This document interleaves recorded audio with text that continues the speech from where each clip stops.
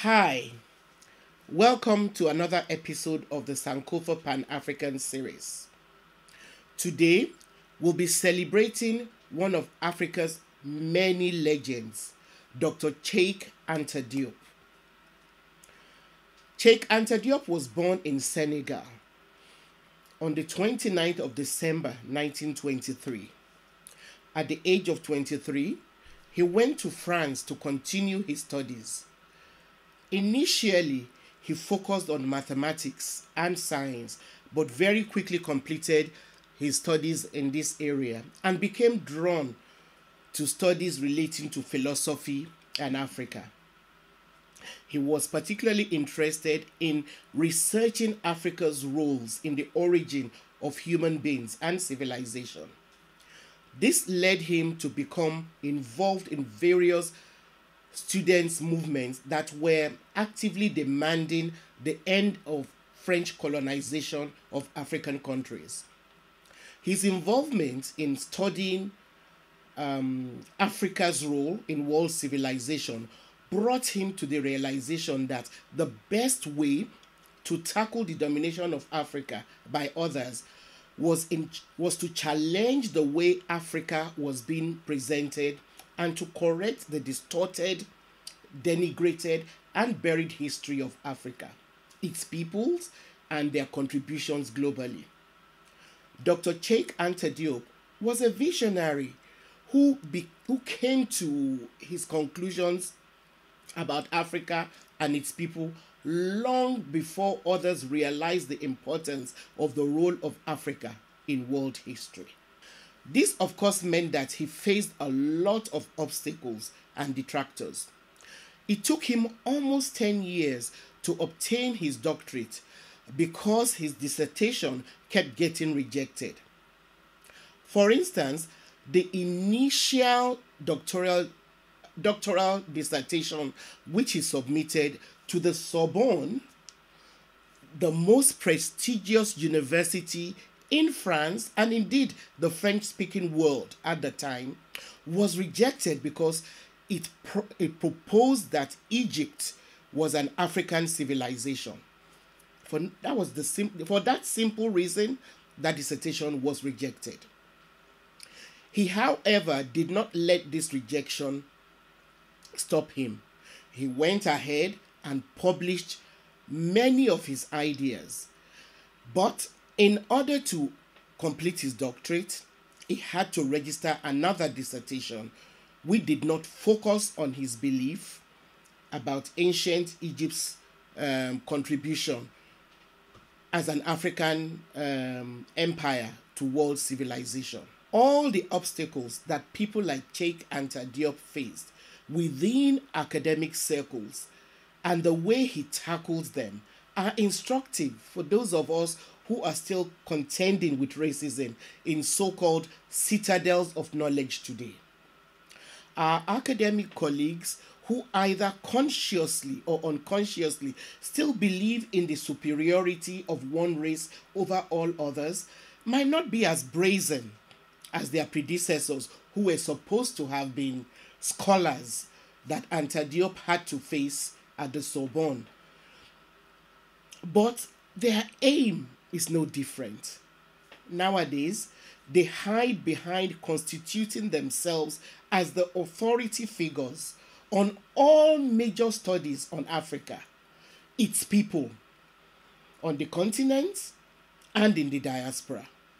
They then use the power that they have given themselves as the authority of foremost scholars on Africa to continue the distortion of knowledge about us. They appropriate our voices and use this against Africa, Africans, and Africans in the diaspora. Please take the time to research who the foremost academic authorities are on topics like development in Africa, democracy in Africa, African literature, African cinema, and so on. For every African academic that you find out there, there are several non-Africans who have published extensively on the same topic. Even on a subject as seemingly apolitical as literature, it is non-Africans who, through their hold on the publishing industry, the major literary prizes, and the academic departments that teach African literature, who determine which African stories are worthy of projection. But I've digressed enough here. Let's return to the erudite Dr. Cheikh Anta Diop.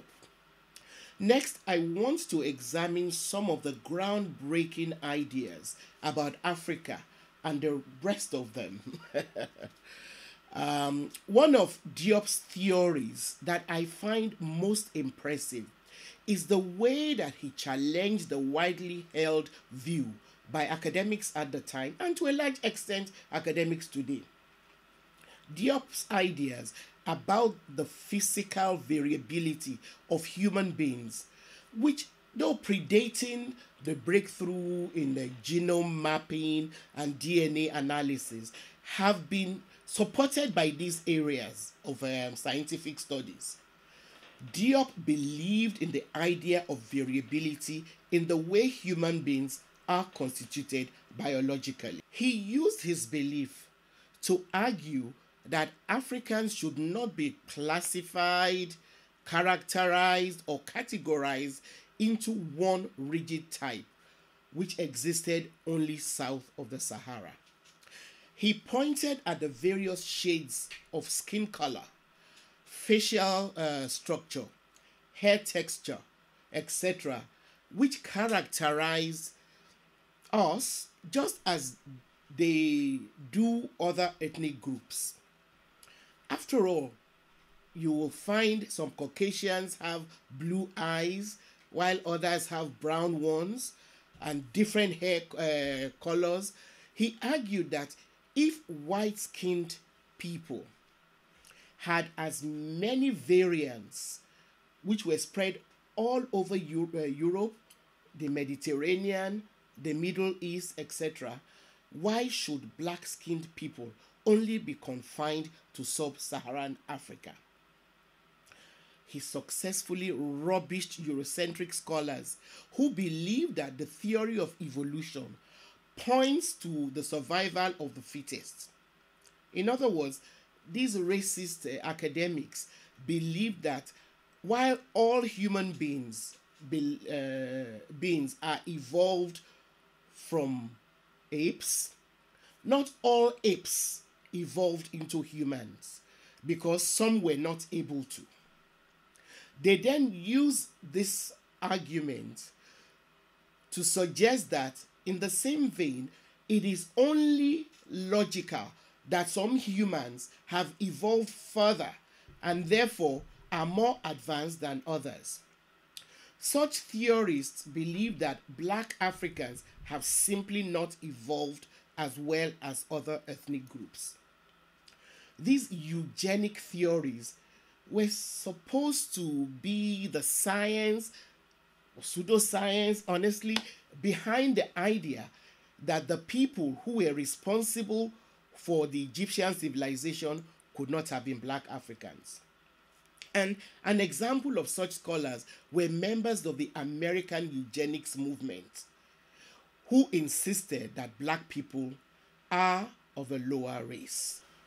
Dr. Cheikh Anta Diop's position on the variability of human beings also helped him to confront and successfully debunk a lot of other so-called studies that were based on racist beliefs about Africans, which relied on racial rankings of superiority or inferiority. These pseudo-scholarly works separated true blacks as people who could only have been found south of the Sahara. And then they grouped some Africans who have some similarities with Caucasian features into advanced clusters. They identified these people as whitish Africans, who they claimed were descended from a group of Hamites who invaded Egypt.